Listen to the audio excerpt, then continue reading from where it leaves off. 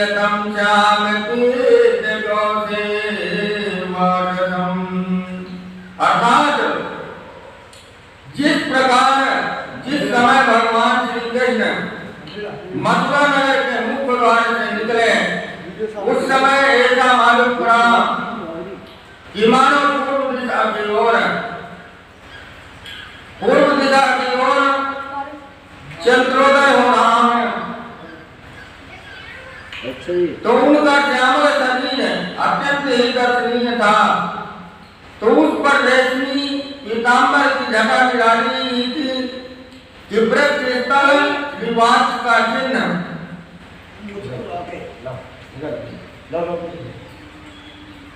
तो निराजित वक्र स्थल श्री कृष्ण का चिन्ह, गले में कौस्तुभम मणि और माता की चार लंबी लंबी भुजाओं में उनके प्रिय आयुधों को धारण किए हुए थे। और उन्हें देख करके कालेवन ने यह निश्चय किया कि यही पुरुष वासुदेव श्री कृष्ण है।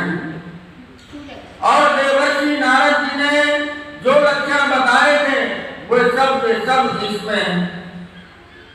और इस समय ये बिना ही किसी अस्त्र शस्त्र के लिए पैदल ही सोच चला रहा है। इसलिए मैं इसके साथ बिना अस्त्र शस्त्र के ही लड़ूंगा। निश्चिता यौनम पात्रवंतम पुराण मुख्यम तथा अर्थात ऐसा निश्चय करके जब कालेवन भगवान श्री कृष्ण की ओर दौड़ा तब वह दूसरी ओर मुंह करके रणभूमि से भाग चले और उन योग दुर्लभ को प्रभु को पकड़ने के लिए कालेवन उनके पीछे पीछे दौड़ने लगा। जब भगवान बाहर निकले तो कालेवन सोचा कि अब जो है अकेले ही आ रहा है। तो अकेले आ रहा ना अस्त्र लिए ना शस्त्र लिए। तो अब इससे जो है इसी प्रकार को युद्ध करना पड़ेगा क्योंकि वो बहुत शक्तिशाली था, उसके जीतने वाला कोई नहीं था। तो उसको जब जरासंध हार गया ना तो उसको बुलवा लिया था अपने साथ मदद करने के लिए। तो भगवान ने ऐसा लीला रचा था कि लीला रच करके जो है उसको अपने पीछे पीछे जब रण में वो दोनों उसकी तरफ दौड़ा लड़ने के लिए तो भगवान भग चले। जब भग चले तो भगवान को एक नाम वहां पर और मिल गया था। वहां भगवान का नाम रणछोड़ करके वो जब भाग चले तो उनका नाम रणछोड़ पड़ गया। जब रणछोड़ पड़ गया तो भगवान लीला करते हुए भाग रहे थे और कालेवन पग पग पर यही समझता था कि अब मैंने पकड़ लिया, तब मैंने पकड़ लिया। तो इस प्रकार भगवान उसको बहुत दूर तक ले गए अपने साथ दौड़ाते दौड़ाते। एक पहाड़ की ऐसी गुफा थी जहां भगवान उस गुफा के अंदर घुस गए। जब गुफा के अंदर घुस गए तो इस प्रकार भगवान उसे उनके भगवान के पीछे पीछे जो है कालेवन भी गुफा में घुस गया। परंतु मूढ़ भगवान को ना पा सका तथा उसने सोए हुए राजर्षि मुचकुंद को ही श्री कृष्ण समझ करके एक लात मार दी। मुचकुंद जो थे वो बहुत बड़े राजा थे। जब देवासुर संग्राम हुआ था तब देवासुर संग्राम में वो युद्ध के लिए गए थे। जब युद्ध के लिए गए थे और फिर वहां से लौटने के बाद उन्होंने भगवान की बहुत तपस्या किया। तो भगवान से उसने वरदान मांगा, बोला प्रभु अब मैं तो सोना चाहता हूं और मेरा जो है सारा वंश खत्म हो गया है, इसलिए जो है अब मेरी कोई इच्छा शेष बची नहीं है। इसलिए आप मुझे ऐसा वरदान दीजिए कि मैं सोता रहूं, हमेशा सोता रहूं, सब कुछ इस दुनिया को छोड़ करके, और मुझे ऐसी नींद दीजिए कि मैं हमेशा सोता रहूं और ऐसी जगह सोता रहूं जहां मुझे कोई डिस्टर्ब ना करे, कोई मुझे जगाए ना। और यदि अगर कोई मुझे जगाया और अगर मेरी पर पड़ गई तो उसी क्षण जल करके भस्म हो जाए। तो भगवान तो सब लीला करने वाले थे, वो तो जगत के पालनहार हैं। वो सोचे कि इसको कालेवन को मारना इतना सहज नहीं है, लेकिन उसको भी वरदान है, मुचकुंद को भी वरदान है, यदि मैं कालेवन को मुचकुंद के सामने ले जाऊं किसी तरह से तो अपने आप मर जाएगा बिना हमारे मारे, और जब ये मर जाएगा तो फिर कोई बात नहीं। तो भगवान जब उस गुफा के अंदर गए, धीरे धीरे उसको ले गए किसी तरह से, हर बार रास्ते में रुक जाते थे, फिर उसको दिखाते थे कि मैं यहाँ हूँ। जब वो फिर देखता था कि यही है पास में, तो वो लालच बस धीरे धीरे धीरे धीरे उसको गुफा में ले गए। जब गुफा में ले गए तो कालेवन देख रहा कि उसको भगवान कहीं भी दिखाई नहीं दे रहे, तो भगवान एक जगह से चुपचाप उसको दिखाई दिए कि मैं यहाँ हूँ। अब फिर उसके बाद फिर गुम हो गए। जब फिर गुम हो गए तो भगवान जो चुनरी अपनी ओर रखा था, उस चुनरी को जाकर के मुचकुंद को उड़ा लिया, मुचकुंद के ऊपर डाल दिया।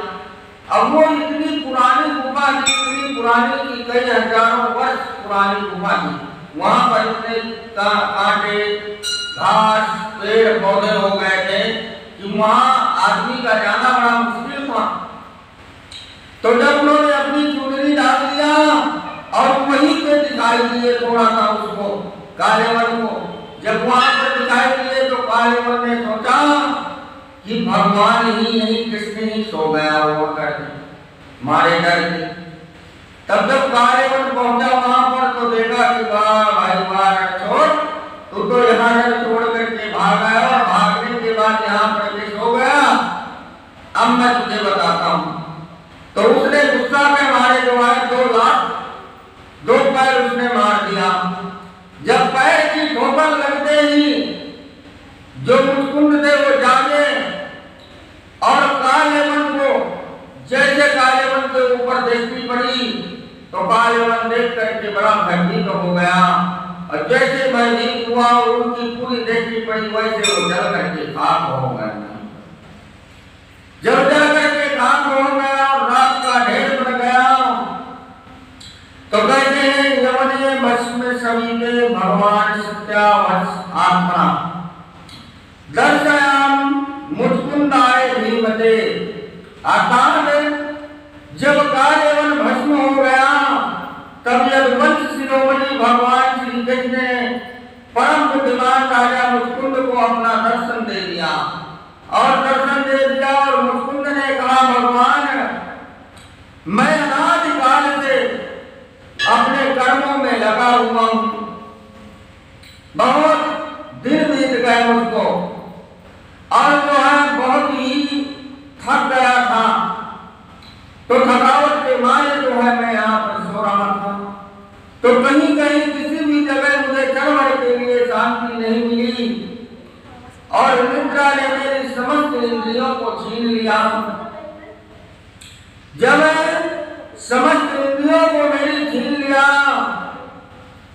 और शक्तियों को शक्ति छीन ली, तो इसलिए मैं इस निर्जन वन में सो रहा था कि अभी अभी किसी ने मुझे जगा दिया। हे शरणागत वत्सल प्रभु श्याम सुंदर, अब मैं भय और मृत्यु और शोक से रहित आपकी शरण में आया हूं, आप मुझ शरणागत की रक्षा कीजिए। तब भगवान श्री कृष्ण ने कहा कि राजन से तुम पहले भी मेरी बहुत आराधना की है, और मैं भक्त वत्सल इसलिए तुम पर कृपा करने के लिए ही तो यहाँ पर आया हूँ। वीरान वरिष्ठ राजस्य सर्वान कामान दक्षान्ते मां प्रसन्नोतन कश्चित् प्रभुमो हिनि स्तोत्रम। सोच तुम, अर्थात इसलिए राजस्य कि तुम्हारी जो विलासा हो वो मुझसे मांग लो, मैं तुम्हारी सारी लालसा विलासाएं पूर्ण कर दूंगा। भगवान श्री श्याम सुंदर इस प्रकार से मुचकुंद से कहने लगे कि तुम्हारी जो भी इच्छा हो वो वरदान आप ले लीजिए। और तुम्हारे भी दर्शन के लिए मैं यहाँ पर आया हूँ। तो जो भी तुम्हारी अभिलाषाएं हों उनको जो है आप मांगिए। जो पुरुष मेरी शरण में आ जाता है उसके लिए फिर ऐसी कोई वस्तु नहीं रह जाती जिसके लिए वह शौक करे। जब कोई भगवान विष्णु की शरण में जाता है तो उसके सारे दुख दूर हो जाते हैं। संसार में ऐसा कोई दुख नहीं है जो उसके सामने पहुंच जाए, क्योंकि वो मायापति भगवान है। उनके सामने सारे दुख सुख सब समान हो जाते हैं। तो इस प्रकार से भगवान ने मुचकुंद से कहा, तो मुचकुंद ने कहा कि अंतर्यामी प्रभु न कामे अन्यम तदा पाद सेवना दधियरम परम विभु आराध्यम कष्टम हास्वर्गलम हरे बड़ी प्यार्यो परमात्मा वंदनम।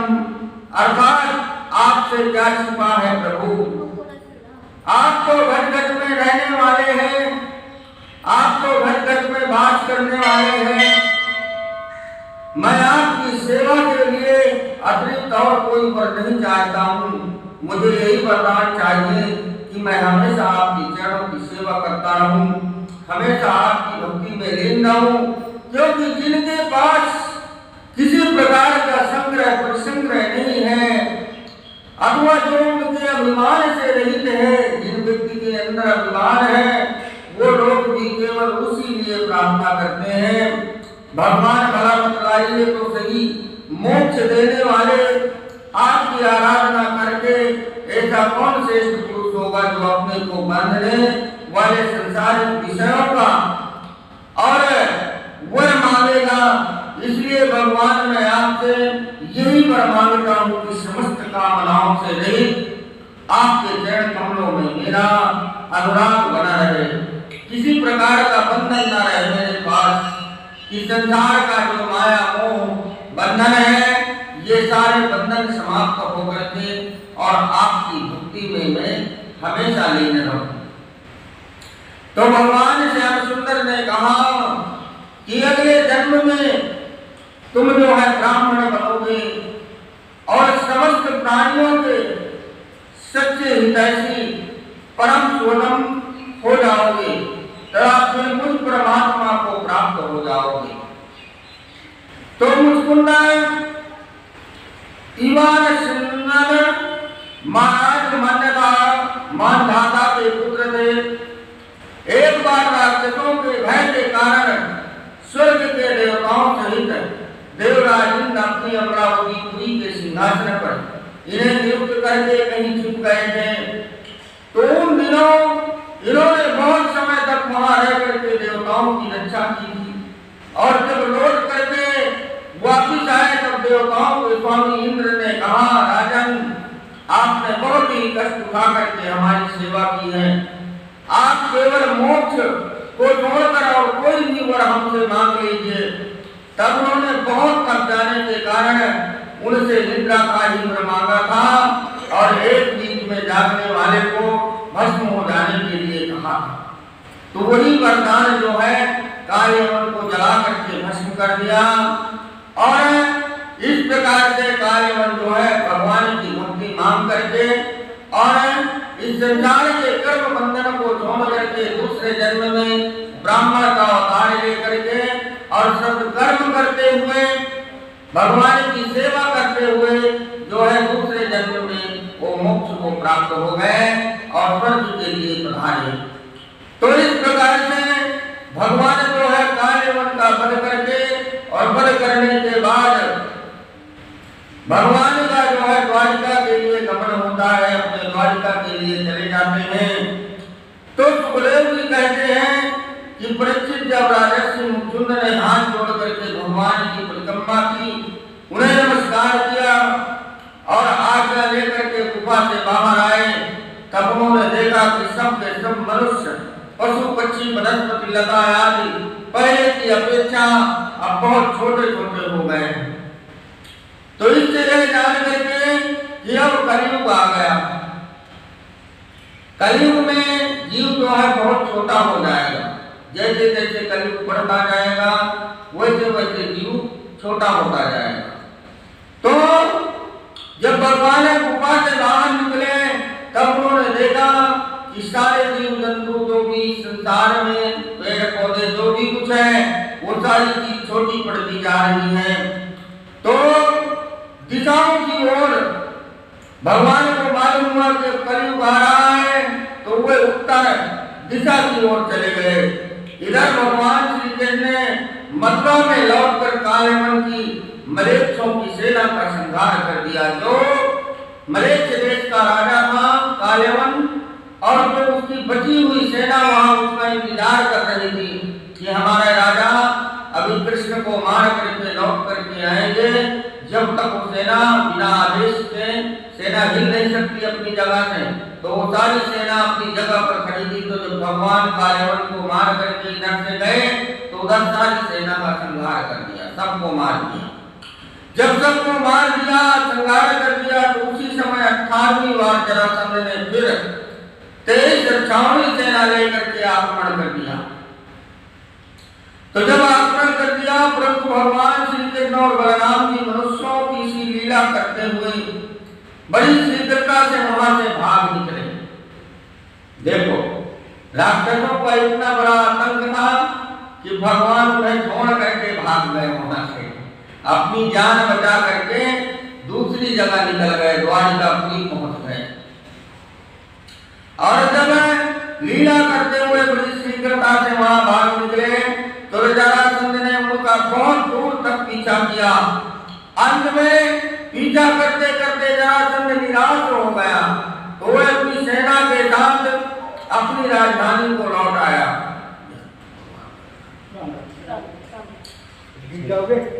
तो भगवान श्री कृष्ण बलराम जी के साथ द्वारिकापुरी को पहुंचे थे।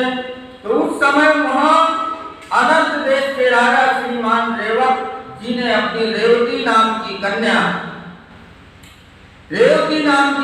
ब्रह्मा जी को प्रेरणा से, ब्रह्मा जी के कहने से श्री बलराम जी को ब्याह दिया।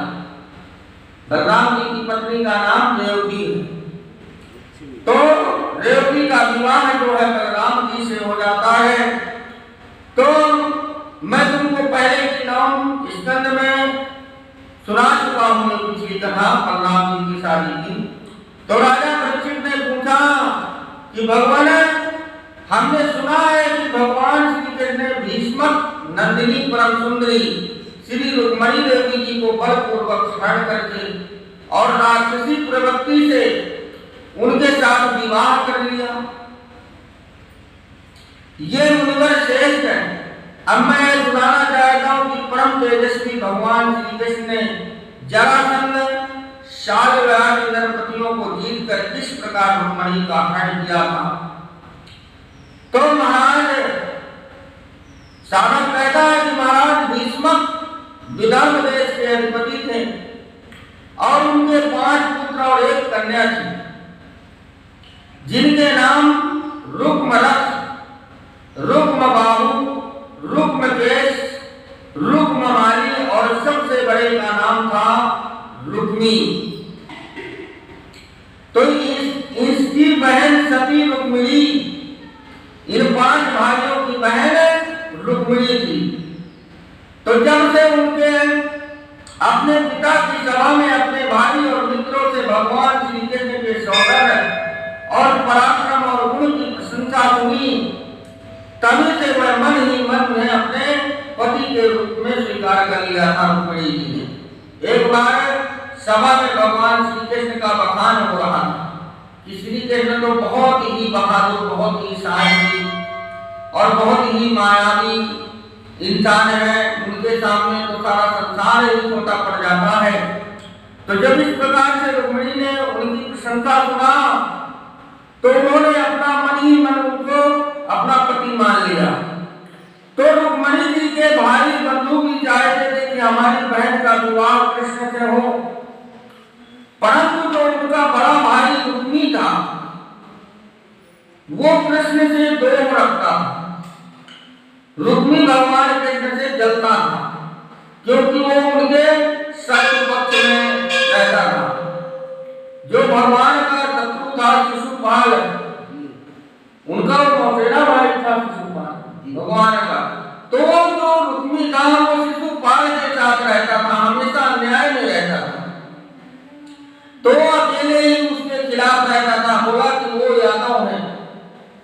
मिश्र हैं, हम क्षत्रिय है, वो यादव है। पहली बात तो हम कैसे उसके साथ विवाह अपनी बहन का करते हैं। दूसरी बात, वो ग्वाल बाल हमारे सामने क्या है, कुछ भी नहीं है, और उसके साथ हम अपने बहन के विवाह करते हैं। ये तो बड़ी वो बात है। लेकिन उनका पिता भी सोचता रहा कि भगवान श्री कृष्ण के साथ ही रुक्मिणी का विवाह हो जाए, लेकिन रुक्मिणी जो था वो बहुत ही दुष्ट था। उसने कहा कि यदि मैं जान गया तो मैं दोनों को जान से मार दूंगा। नहीं, विवाह कृष्ण के साथ नहीं होना चाहिए, रुक्मिणी का विवाह शिशुपाल के साथ होना चाहिए। शिशुपाल एक राजा है और राजा के साथ ही विवाह हमारी बहन का होगा। और शिशुपाल जो है, शिशुपाल के सामने कोई भी ऐसा राजा नहीं है जो शिशुपाल के सामने टिक सके। तो इस प्रकार से उसने अपने पिता से कहा, तो ऐसा करने से उन्हें रोक दिया। बोला नहीं, भगवान श्री कृष्ण के साथ विवाह रुक्मिणी का नहीं होगा, विवाह होगा तो शिशुपाल के साथ। और जाकर के रुक्मिणी जो है शिशुपाल से कह दिया कि मैं अपनी बहन का विवाह तुम्हारे साथ करूंगा।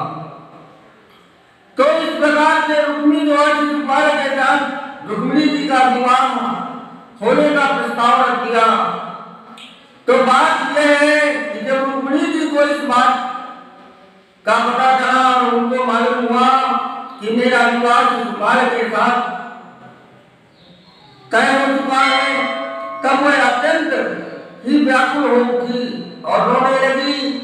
फिर बहुत कुछ सोच विचार के बाद उन्हें एक विश्वास पात्र ब्राह्मण मिला। जब ब्राह्मण मिला तब उन्होंने अपना संदेश दे करके उन्होंने उस ब्राह्मण को एक पत्रिका दिया। पत्रिका में भगवान को संदेश लिखा श्री कृष्ण को, और उस ब्राह्मण से कहा कि हे ब्राह्मण देवता, आप जो कहेंगे वही दक्षिणा देंगे आपको, और आप जो है हमारा ये संदेश भगवान श्री कृष्ण तक पहुंचा दीजिए। हमारी ये पत्रिका पहुंचा दीजिए, वरना हम अब अपनी जान दे देंगे, क्योंकि हम शिशुपाल के साथ विवाह नहीं करना चाहते हैं, चाहे हमारी जान ही क्यों ना चली जाए। तो अगर जो भगवान के पास मेरी पत्रिका पहुंच जाएगी तो मुझसे मिलने के लिए जरूर आऊंगे।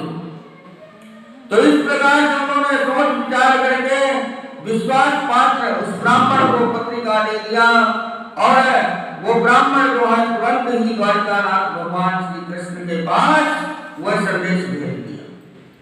और जब वह ब्राह्मण देवता द्वारिका पहुंचे तो द्वारपाल बड़े ही आदर के साथ में भगवान श्री कृष्ण के पास ले गए। जब भगवान के पास ब्राह्मण को ले गए तो सर्वांतर्यामी भगवान ने ब्राह्मण का सर्वोच्च कार्य किया, सब तरह से उनका सत्कार किया, और कुशल प्रश्न के पश्चात जब वे भोजन आदि करके विश्राम कर चुके तब संतों के परम आश्रय भगवान श्री कृष्ण उनके पास गए।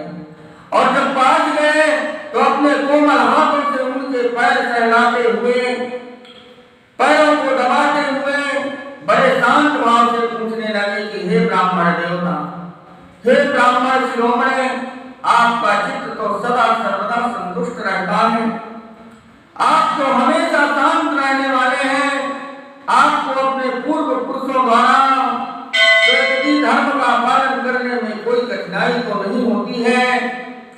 यदि इंद्र का पद पाकर भी किसी को संतोष नहीं हुआ तो उसे सुख के लिए एक लोक से दूसरे लोक में बार बार भटकना पड़ता है।